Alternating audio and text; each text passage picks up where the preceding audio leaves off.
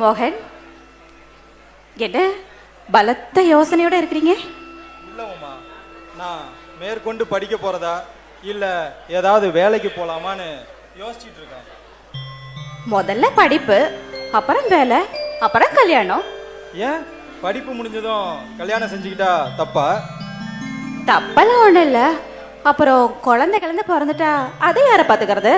ஓஹோ, நீங்க குழந்தை வரைக்கும் போயிட்டீங்களா? அதெல்லாம் இருக்கட்டும்.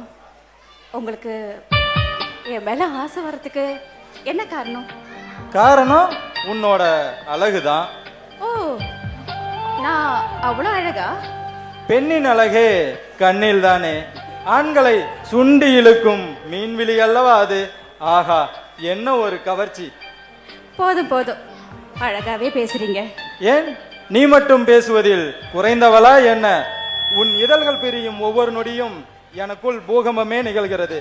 ஆமா, இந்த சந்தன மேனிய கட்டி அணைக்க தடையா சொல்ல போற? உங்களுக்கு தடையா? யார் சொன்னது? என் வாழ்வில் வசந்தமாக வந்தவள் நீ.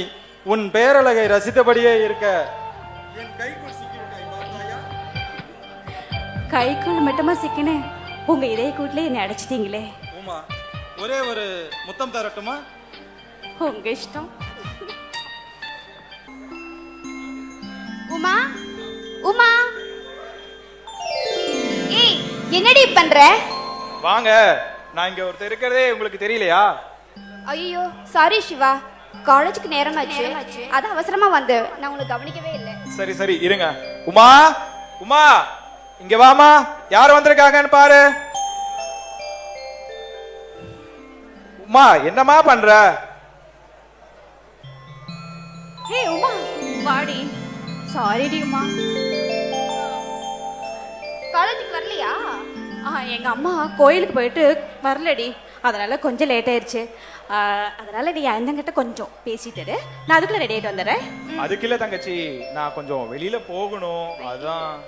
அண்ணா, என் ஃப்ரெண்டு உங்களை ஒன்றும் பண்ண மாட்டா. ஒரு 5 நிமிஷம் பேசிட்டு நான் வந்துடுறேன். மாமா, அட பாவி, என்ன சிவா, என்கிட்ட எதுவும் பேச மாட்டீங்களா? இப்படி ஒரு சான்ஸ் கிடைக்கத்தான் நம்மள காத்துட்டு இருந்தோம்.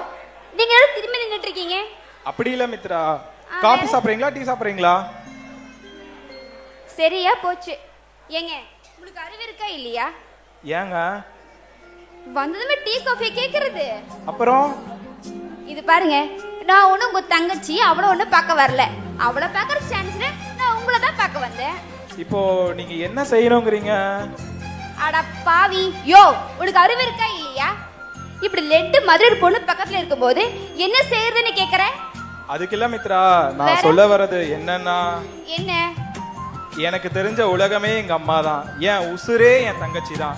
என் தங்கச்சிய நல்லா படிக்க வைக்கணும், ஒரு நல்ல இடத்துல நல்ல மாப்பிள்ளையா பார்த்து கல்யாணம் செஞ்சு வைக்கணும். இப்போ என் நினைப்பே அதுலதான் இருக்கு. ஐயோ சிவா, அதெல்லாம் எனக்கு தெரியும்.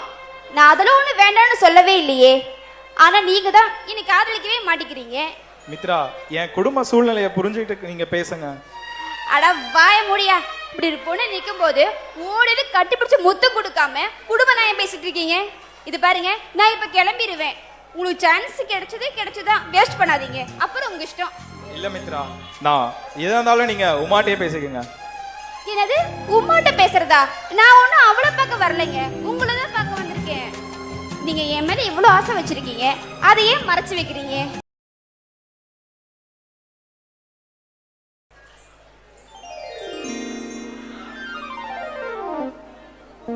ஏமா, நீ யாரு? நான் இது வரைக்கும் இந்த பக்கம் உன்னை பார்த்ததே இல்லையே. ஆமா, இங்க எதுக்கு வந்த? உனக்கு என்ன வேலை? நீ யாருமா நீ? ஐயா, நான் இந்த ஊருக்கு புதுசு, ஊர் திருவிழாக்காக வந்திருக்கேன். அப்படியா? அதான் நான் பார்த்தேன். இது வரைக்கும் என் கண்ணுல படாம எப்படி இருந்த?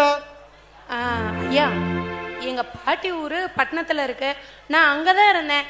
இப்பதான் வாத்தியார் வீட்டுல வேலைக்கு சேர்ந்திருக்கேன் புதுசா. ஓ, அப்படியா? சரி சரி, நானும் அந்த பக்கமா தான் போறேன்.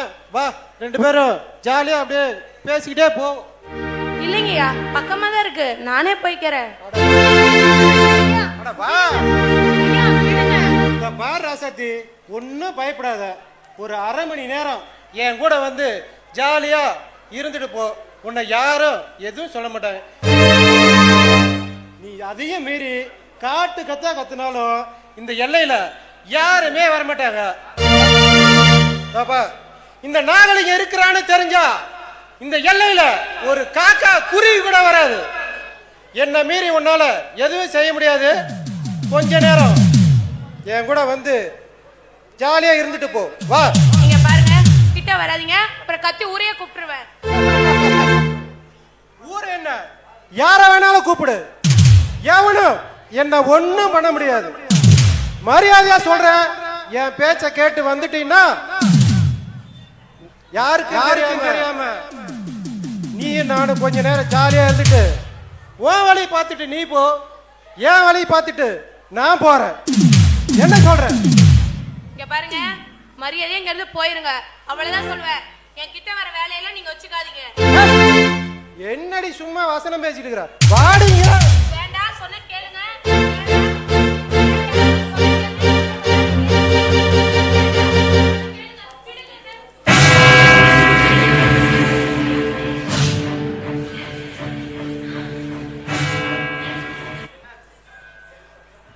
என்னம்மா, என்னாச்சுமா?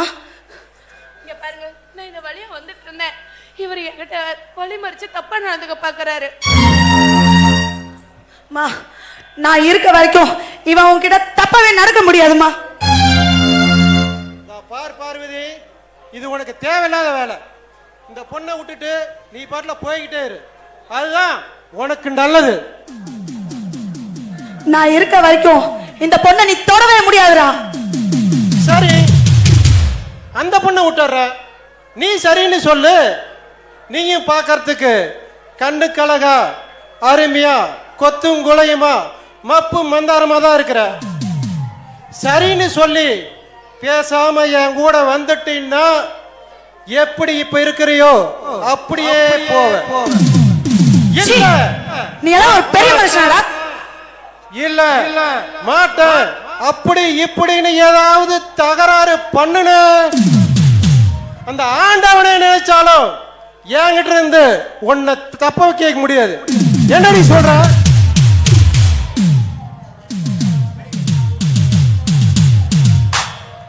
ஏய் பார்வதி, என்று அறிஞ்சிட்டல்ல, இதுக்காக நீ காலம் வருத்தப்பட போற பாருடி.